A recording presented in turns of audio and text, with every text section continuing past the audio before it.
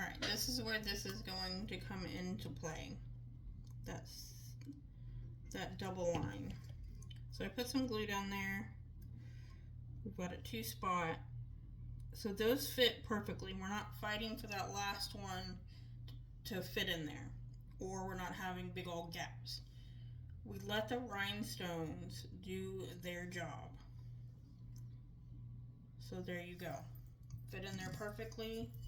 We've got a nice clean line. Everything is locked up and it's already straight. We're not having to fight with anything. And everything will smoothly lock in together as we go through our cut. So we're going to set that aside. We're going to let it dry. I always let my foundation rose cure a little bit before I start on with the cut. So, or move on with the cut, sorry. So now we're going to put that aside and we are going to go on with the ombre on this guy. So I did a bunch of this one so that you could see what we were doing. But here's the deal. I'm at a transition spot. A transition spot is where you are transitioning from one main color and now you're focusing on another color. So I'm still using this color, but what I want to do is focus on that coral color. Again, all these are from Diamond Fire. Use Lacy 10 to save. So I'm putting 2 down, 1, 2, 1. And as we go through this, it'll make complete sense.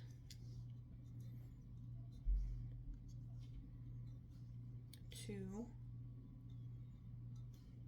1.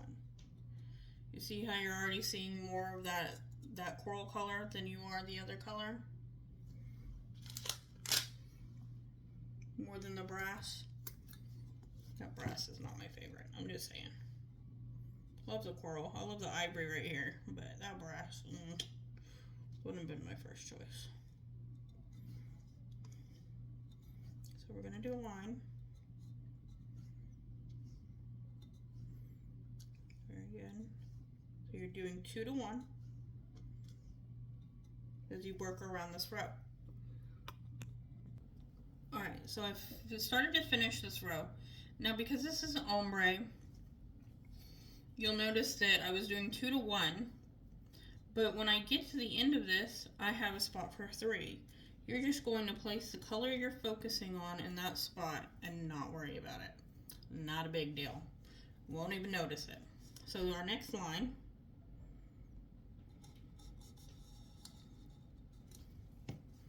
is a 3 to 1. So 1, 2, 3.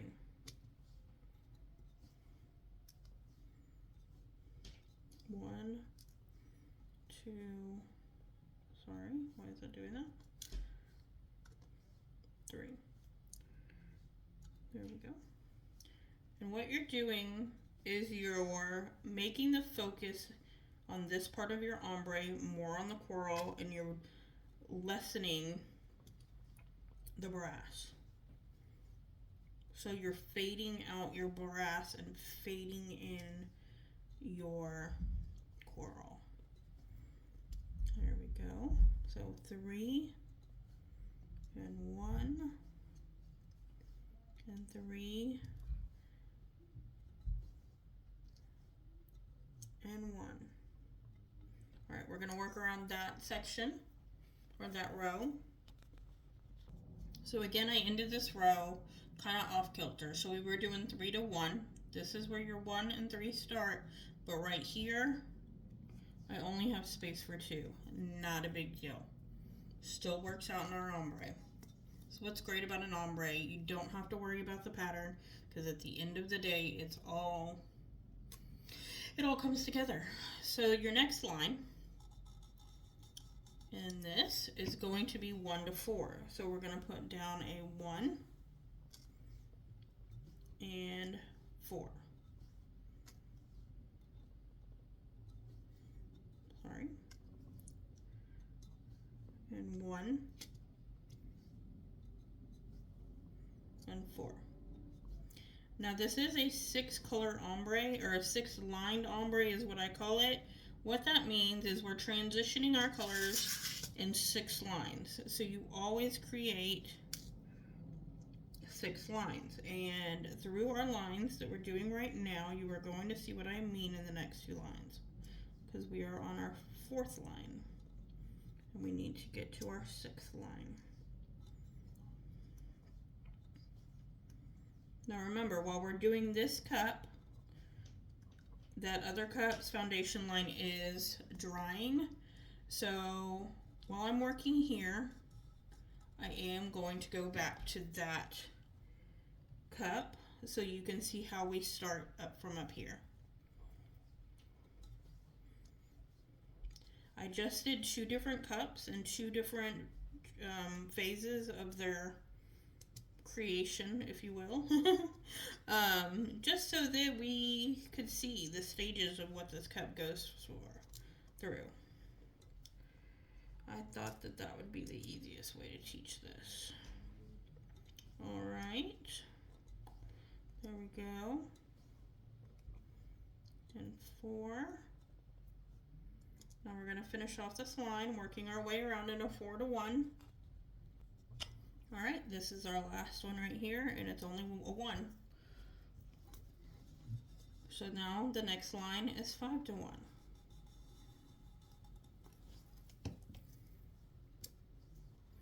And it doesn't matter where you start your lines at all, because an ombre is supposed to be chaos. What you're trying to make is controlled chaos. So what's great about ombres is you can start your line anywhere, and your line can end anywhere. So right now we're doing 5 of the coral.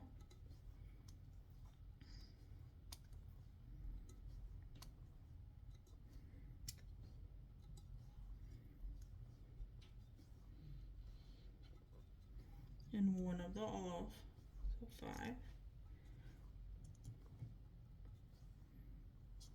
And 1 for the brass, actually. Okay.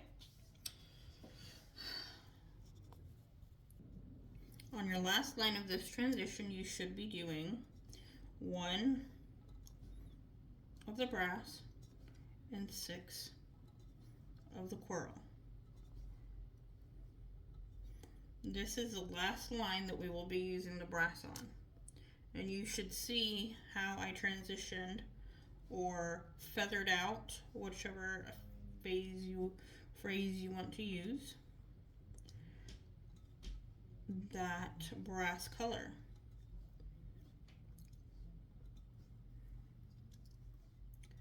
So we're going to go around, remembering 1 brass,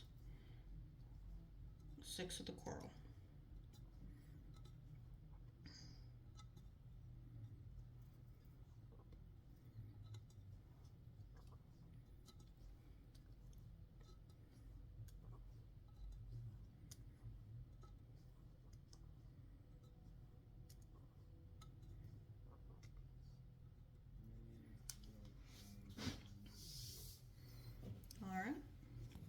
Finish. All right, we're done with the brass. We put away that brass for the rainy day, for another day.